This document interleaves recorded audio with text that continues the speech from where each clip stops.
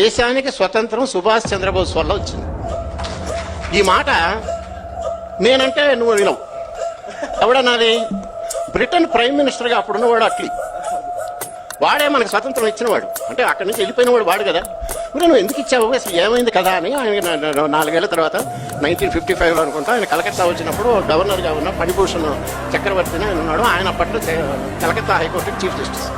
ఈయన పోయి అడిగాడు, అయ్యా మీరు స్వతంత్రం ఎందుకు ఇచ్చారు, ఎందుకు వెళ్ళారని. అంటే చాలా ఉన్నాయి. ముఖ్యంగా ఈ సైన్యంలో తిరుగుబాటు వచ్చింది.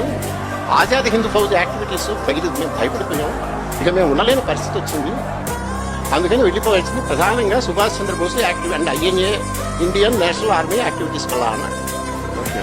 ఆయన రెండో క్వశ్చన్ అడిగాడు, మరి Gandhi what is the impact of Gandhi అన్నాడు. ఆ బ్రిటిష్ ప్రైమ్ మినిస్టర్ గారు అన్నాడు, ఒక వెటకారంగా నవ్వి మినిమల్ అన్నాడు.